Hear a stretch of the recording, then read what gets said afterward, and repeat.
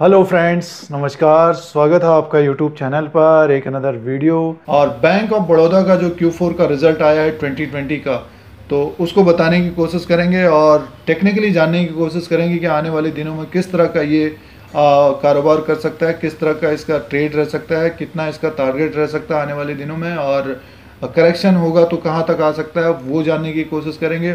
PSUs bank में आप देख रहे हैं कि तेज़ी है। चैनल पे आप नए हैं तो सब्सक्राइब और बेल आइकन को प्रेस करिए, जिससे आप लोगों को यूट्यूब की तरफ से नोटिफिकेशन मिलेगा जब भी वीडियो अपलोड होगा। और इंडिया का जो शेयर मार्केट है, स्टॉक मार्केट है, उसका अपडेट, एनालिसिस, सारा कुछ लेटेस्ट देने की कोशिश करते हैं।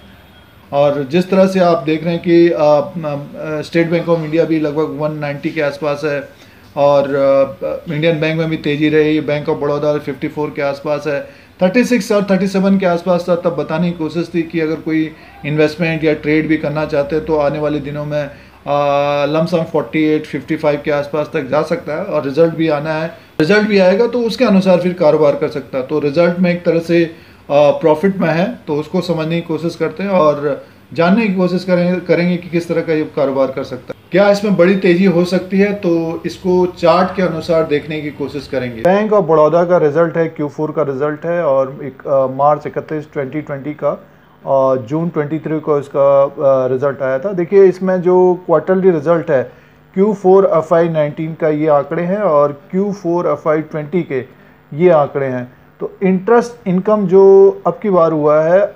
18,698 करोड़ का, और पिछली बार था 18,737 करोड़।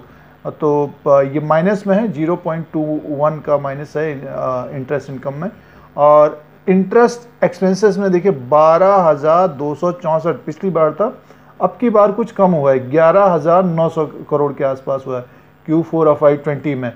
और इसमें देखिए कम हुआ है, इसमें लगभग 3% कम किया एक्सपेंसेस। तो नेट इंटरेस्ट इनकम देखिए इनका हुआ है 6,798 करोड़ का, पिछली बार था 6,473 करोड़, 5% ऊपर की तरफ है। और इसमें आगे देखने की कोशिश करते, देखिए प्रोविजन मेन है। देखिए प्रोविजन में क्या हुआ है अब की बार, ये जो इस क्वार्टर का प्रोविजन किया गया है 6,844 करोड़ का, और पिछली बार था 10,619, तो काफ़ी कम हुआ है, एक तरह से 36% कमी आई है। देखिए ये है Q4 FY20। तो अब प्रॉफिट में देखिए इनका जो प्रॉफिट है, नेट प्रॉफिट में 507 करोड़ का प्रॉफिट हुआ है, पिछली बार 8,875 करोड़। तो उसका कारण ये था कि मर्ज हो रहे थे इसमें कुछ बैंक्स। तो एक तरह से आप मान के चलिए कि SBI के बाद PSUs बैंक में बैंक ऑफ बड़ौदा काफ़ी अच्छा चाल भी देता है, काफ़ी अच्छा ये तेज़ी भी रहती है इसमें। और अब की बार देखिए 507 करोड़ का इनको प्रॉफिट हुआ है। और आने वाले दिनों में बैंक ऑफ बड़ौदा जिस तरह से अभी ये 37-36 के आसपास था, तब एक वीडियो बनाने की कोशिश थी कि इनमें खोने के लिए कुछ नहीं है और गेन का अच्छा रिटर्न मिल सकता है। देखिए ये लगभग 20-25 दिन में ही अच्छा खासा गेन भी हो गए हैं। अब 54-53 के आसपास चल रहा है स्टॉक, जबकि उम्मीद थी कि लगभग जुलाई या रिजल्ट के बाद एक तेज़ी आने की उम्मीद थी। बट देखिए मार्केट एक तरह से काफ़ी तेज़ रही जून में, और हो सकता है कि अब रिजल्ट ठीक ठाक है, प्रॉफिट में है कंपनी। तो but research house Morgan Stanley ने एक तरह से, बट ये है कि उनका टारगेट लगभग 43-42 का है। तो वो करेक्शन हो सकता है, क्योंकि जब मार्केट गिरती है तो फिर PSU स्टॉक में भी गिरावट आती है। इनकी ग्रोथ देखिए 6.75% रहा है कासा में, और 39% इंप्रूवमेंट है डोमेस्टिक डिपॉजिट में। जो डोमेस्टिक डिपॉजिट है देखिए 8 लाख करोड़ के आसपास का है, और 1.8%। तो अब की बार काफ़ी इम्प्रूवमेंट है बैंक में, लेकिन स्टॉक का भाव काफ़ी नीचे की तरफ है। और इसमें NPAs में अगर देखेंगे तो एसेट क्वालिटी देखिए, fresh slippage for the quarter was 3,050 crore. Gross NPAs में भी कमी पेशी हुई है। देखिए पिछली बार 10% के आसपास का था, अब की बार 9% के आसपास का है। और नेट NPAs में 3.13 का परसेंट का है, पिछली बार 4.05%। तो डेफिनेटली स्टॉक इस आने वाले समय में अच्छा खासा तेज हो सकता है, उसको आपको टेक्निकली दिखाने की कोशिश करते हैं। तो एक तरह से प्रॉफिट में है बैंक, 507 करोड़ का प्रॉफिट दिखाया है।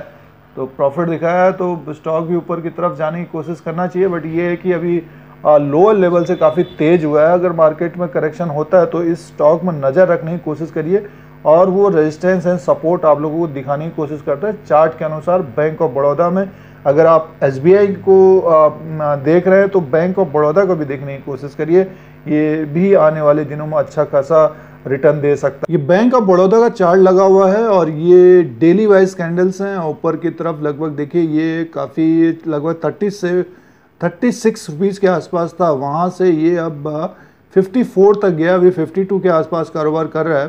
तो रिजल्ट में आपने देखा कि प्रॉफिट में है बैंक, और आने वाले दिनों में भी अच्छा कारोबार करेगा। बट ये है कि जिस तरह से PSUs बैंक में गिरावट रही है, देख रहे हैं कि स्टेट बैंक ऑफ इंडिया बढ़ रहा है और बैंक ऑफ बड़ौदा भी बढ़ रहा है।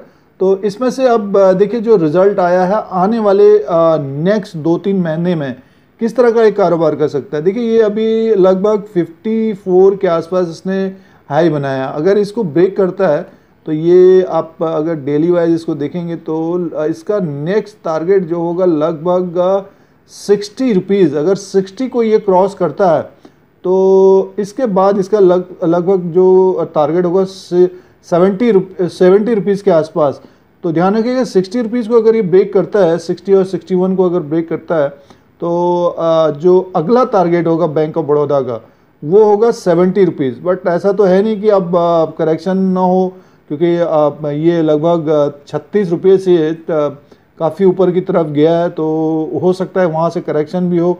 तो अगर करेक्शन होता है तो सबसे पहला जो इसका सपोर्ट होगा लगभग 47 से 48 के बीच होगा, और उसके बाद जो 46 से 47 के बीच काफ़ी अच्छा इसका सपोर्ट है। अगर उसको ब्रेक करता है तो आप फिर ये लगभग 42 और 43 के बीच आ सकता है, यहाँ से फिर ऊपर की तरफ जाने की कोशिश कर सकता है। लोअर लेवल पे 46 से 43 के बीच मिलता है, तो ये एक अच्छा खासा एक आपको तेजी मिलेगी। नेक्स्ट 2 महीने में अच्छा खासा तेज होता हुआ दिखेगा। जो है मूविंग एवरेज लगवाते हैं और RSI को भी देखते हैं कि क्या RSI और मूविंग एवरेज चल रहा है। देखिए RSI देखिए 71 के आसपास, वही बताना था कि लगभग 36 से एक तरह से 54 तक गया है। तो थोड़ा सा करेक्शन यहाँ पे हो सकता है, थोड़ी सी गिरावट हो सकती है, हल्का सा गिरावट आपको दिख सकता है। तो वो जो शॉर्ट टर्म के लिए ट्रेडर होते हैं, जो T+5 T+6, वो लोग प्रॉफिट बुक कर सकते हैं यहाँ पे। और एक्सपायरी भी है, देखिए एक्सपायरी है तो उसमें जो PSUs बैंक में ज़्यादातर आप देखते होंगे कि थोड़ी सी भी कोई गिरावट होती है तो इसमें शॉर्ट बहुत जल्दी से बन जाते हैं, तो इसके वजह से बढ़ते भी बहुत तेज़ी है। बट ये लॉकडाउन और कोविड-19 की वजह से इनमें भारी गिरावट रही है, स्पेशली बैंक ऑफ बड़ौदा और PNB और इंडियन बैंक और UBI। तो ये बैंकों में अब आने वाले समय में अच्छा खासा रिटर्न दे सकता है, जो लंबे समय के लिए बने हुए हैं। तो आप डेफिनेटली इसमें बने रहिए, अच्छा खासा ये रिटर्न दे सकते हैं। और उतार चढ़ाव लगा रहेगा शेयर में, ऐसा नहीं है कि एक साथ ही बढ़ जाएगा। देखिए अब ये इसका सपोर्ट है 47 के आसपास, मजबूत इसका सपोर्ट है। बट ये अगर स्टॉक अगर गिरता है तो फिर आपको 43 के आसपास आता हुआ दिख सकता है। ये डेली वाइज कैंडल है। और अगर मंथली वाइज कैंडल देखते हैं, देखिए इसका टारगेट जो अगर मूविंग एवरेज के हिसाब से देखते हैं तो 67 से 69 के बीच तक ये जा सकता है आने वाले दिनों में।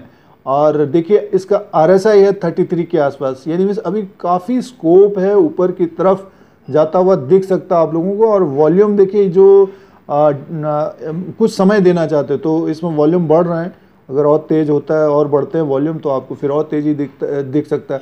तो ये लेवल ध्यान रखिएगा 67 से 70 रुपये के बीच इसमें एक गिरावट हो सकती है, और वहाँ पे प्रॉफिट बुकिंग आ सकती है। यहाँ पे कुछ हल्का आपको प्रॉफिट बुक दिख सकता है। बट जिस तरह से रिजल्ट आया, जिस तरह से बैंक निफ्टी ऊपर की तरफ जा रहा है, तो मान के चलिए होल्ड करने की कोशिश करनी चाहिए बैंक ऑफ बड़ौदा को। और इसका दूसरा पड़ाव होगा, दूसरा जो टारगेट होगा लगभग 67 से 70 रुपये, और 70 रुपये से ऊपर क्लोजिंग देता है तो 85 रुपीज़। तो ये अगले 6 महीना या 1 साल भी लग सकता है, थोड़ा सा समय तो देना ही पड़ेगा। दुगना अगर कोई अगर अमाउंट लगा रहा है तो अगर दुगना हो रहा है तो आपको अच्छा खासा समय भी देना पड़ेगा। तो ये ध्यान रखिएगा, जो ट्रेड करते हैं तो उनको ये 2 लेवल आप ध्यान रखिएगा, 46 और 43 का ये लेवल ध्यान है। 47 से 43 के बीच अगर आपको ख़रीदना हो तो उसके बीच में ख़रीदने की कोशिश करना चाहिए, और ऊपर का लेवल एक